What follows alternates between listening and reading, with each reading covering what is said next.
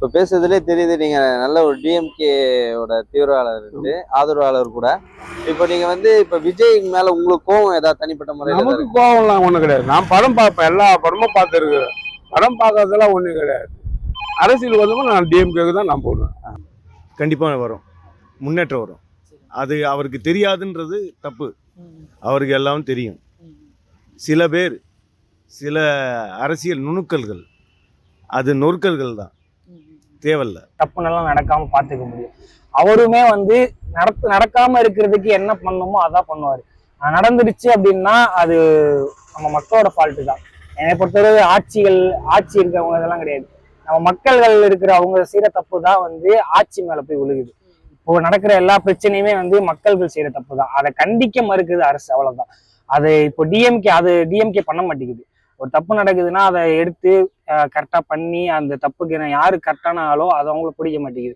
இன்னொருத்தவங்களை பிடிச்சி கேஸை க்ளோஸ் பண்றதா பாக்குது. அது நடக்காம இருக்கும் டிவிக்கு ஆட்சியில.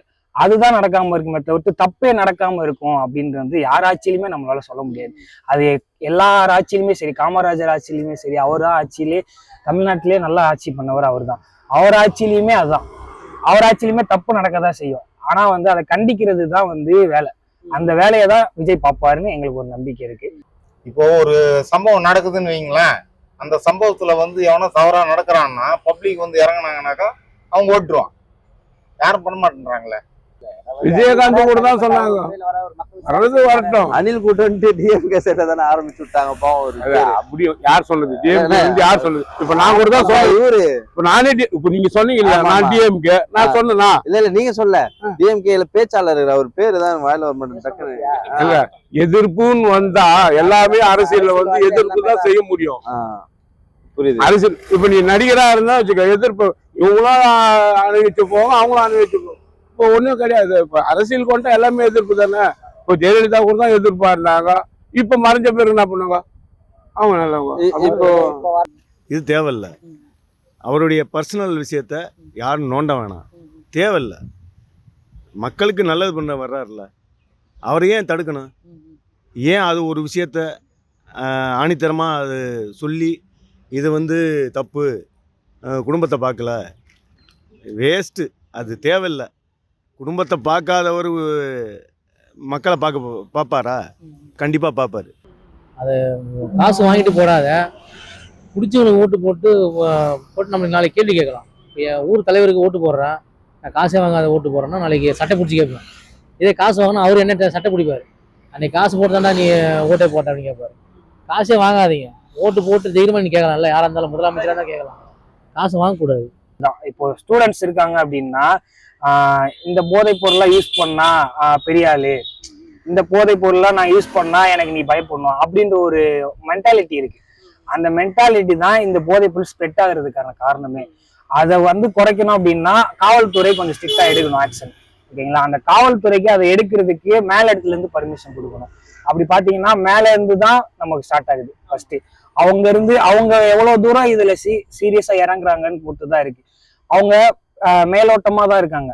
சீரியஸா டீப்டா இறங்குனாங்கன்னா இது கலாச்சாரங்கள் கெடுக்க விடாம பாத்துக்கலாம். அடுத்த இதுக்கு வர சொல்லும் 2.0 சொல்லலாம். இதோட டெவலப் அதே மாதிரிதான் கலைஞர் ஆட்சியில விட்டுட்டாங்க. இந்த ரூட்டே டெவலப் ஆகாத போச்சு. 2017 மறுபடியும் கலைஞர் மகாபலிபுரம் வரையும் டெவலப் ஆயிருக்கும். அது கெட்டுச்சு. ஏன்னா அடுத்த ஆட்சி வந்தது பேருக்கு இந்த ரோடு கூட போடல. சிப்கார்டு கொண்டு வந்த ஒரே காரணத்துக்கோசரம் கலைஞர் கொண்டு வந்தாரு. இந்த சிப்கார்டு ரோடே போடல. கலைஞர் தான் மறுபடியும் டைட்டர் பார்க்ல இருந்து 2 கிலோமீட்டர் எடுத்தாரு. இதுவரையும் டெவலப் ஆகிடுது சிப்கார்டு வரையும். ஒரு விரல் புரட்சி, அதுதான் அவர் சொன்னதுதான். கண்டிப்பா என் ஓட்டு, நான் பிஜேபி தான். ஆனால் இப்போ மாறி ஒரு விரல் புரட்சி. கண்டிப்பாக ஓட்டை அவருக்கு தான் போடுவேன். இது இளைஞர்கள் மட்டும் இல்லை, எல்லா பெண்களும் எல்லா இளைஞர்களும் மாற்றம் வேண்டும் அப்படின்னா ஒரு விரல் புரட்சி கண்டிப்பாக அதுதான் செய்யணும்.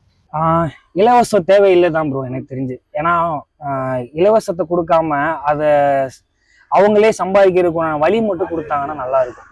இப்போ ஒரு பொருள் வேணும், ஒரு ஃபேன் வேணும் அப்படின்னா அதை கொடுத்துட்டு அதை கொடுக்காம அதை சம்பாதிக்கூடியான ஒரு வழி கொடுத்தாங்கன்னா அவங்க ஒரு ஃபேன் வாங்குற இடத்துல எக்ஸ்ட்ரா ஒன்று சேர்த்து வாங்குவாங்க. இப்போ 2000 ரூபா ஒரு ஃபேனுன்னா அவங்களுக்கு சம்பாதிக்கிறதுக்கு வழி கொடுத்துட்டோம்னா 10,000 ரூபாய்க்கு சம்பாதிக்கிறதுக்கு வழி கொடுத்தோம்னா அவங்க ஃபேனும் வாங்கிக்குவாங்க, அவங்க வீட்டையும் பார்த்துப்பாங்க. ஸோ அதை தவிர்த்து இலவசத்தை கொடுக்கறத விட்டுட்டு அதை சம்பாதிக்கூடியான வழிகள் கொடுத்தாங்க, வேலை ஏற்பாடுகள்லாம் பண்ணி கொடுத்தாங்க அப்படின்னா அதுதான் வந்து ஹெல்ப்ஃபுல்லா இருக்கும். இப்போ வெளியே இருந்து யாரையும் விடாம இப்போ பாத்தீங்கன்னா ஹிந்தி, இப்போ இங்கேயே பாத்தீங்கன்னா சென்னையை பொறுத்தளவு மெஜாரிட்டி ஒரு 30% ஹிந்திக்காரங்க தான் இருக்காங்க. இப்போ அவங்கள தவிர்த்து தமிழ்நாட்டுக்காரங்களுக்கு வந்து கொடுத்தாங்க, இம்பார்ட்டன்ட் கொடுத்தாங்கன்னா, ஃபர்ஸ்ட் ப்ரியாரிட்டி கொடுத்தாங்கன்னா அவங்களே அவங்கள பார்த்துப்பாங்க. அவங்களுக்கே அவங்க சம்பாதிச்சு அவங்க குடும்பத்தை பார்த்துக்குது. இலவசத்தை வச்சுதான் அவங்க குடும்பம் ஓடுன்னுலாம் கிடையாது. அவங்க சம்பாதிக்கிறதுக்கான வழி மட்டும் ஏற்பாடு பண்ணி கொடுத்தா போதும். இலவசன்றது தேவையில்லாத ஒண்ணுதான். எல்லாருமே இலவசத்தை கொடுத்து கண் துடைப்புக்கு ஒன்று பண்றாங்க. அதுதான் இலவச தேவையில்லாத பொருள் சொல்லிட்டு தராங்கன்னா மெயினாக ரேஷன் கடையில் வந்து இல்லாத மக்கள்லாம் அரிசி, மண்ணெண்ணெய், கோதுமை, சர்க்கரைலாம் தராங்க. அதெல்லாம் எவ்வளோ கிராமப்புறத்தில் எவ்வளோ பெனிஃபிட்டாக இருக்குது. நம்ம சிட்டின்னு வாய்க்கில் பார்த்து ஆனால் எல்லா வாய்க்கிலையும் இலவசம் கொடுத்து அதான் எல்லா பொருளையும் ரேட் ஏற்றிடுறாங்க. கொடுக்குறீங்கல்ல, அவரும் சும்மா இடைப்பட்ட காலத்துல வந்த ஒரு கட்சி கிடையாது. அது ஆரம்ப காலத்துல இருந்து அண்ணா பெரியார்ல இருந்து ஆரம்பிச்ச கட்சி. இப்போ இந்த மாதிரி ஒரு கட்சிக்கு கூட்டணி தேவையா? ஏன் இப்போ அதுவும் தேவையில்லாம விஜயகாந்த் அதுதான் எல்லாரையும் அனுசரிச்சுன்னு வராரு, புரியுதுங்களா? யாரையும் எதிர்ப்பு தெரிவிச்சு போக கூடாது. எல்லாருமே அனுசரிச்சிருக்காரு. இப்ப கூட ராமதாஸ் கூட என்ன சொல்றாருன்னா வரதான் சொல்றாரு. இவங்களுக்குள்ள பிரச்சனை அது அதிமுக, ராமதாஸ் அவங்க பையனோட அவங்க பிரச்சனை. அது அரசியல்வாதிகள் பேசிட்டு தானே இருப்பாங்க, எல்லாரும் பேசிட்டு தான் இருப்பாங்க. அதெல்லாம் வந்து விமர்சனங்கள் வரதான் செய்யும். அதெல்லாம் தாண்டிதான் ஒரு கட்சி தலைவன் வந்து மேல வரணும், அதுதான் மெயின். ஆனா வந்து அவர் பேசுறாருன்னா அவர் ஒரு தலைவர் முறையில பேசுறாரு, அதுன்னு தகாத வார்த்தையில பேசக்கூடாது. அது தவிர ஆனா பேசுறது சீமான் அவர் தான் அதிகமா பேசுறாரு. போயிட்டே இருக்கு. அடுத்தவங்க என்ன பேசுவாங்க, எது பேசுவாங்க நம்ம பேசுறது கிடையாது, அது கடுக்கு கிடையாது. மெயின் வந்து மக்கள் பிரச்சனையை தீர்மானிக்கிறது தான் ஒரு இது. 5 மீடியா லைக் பண்ணுங்க, சப்ஸ்கிரைப் பண்ணுங்க. 5 media like it. 5 media subscribe பண்ணுங்க, லைக் பண்ணுங்க.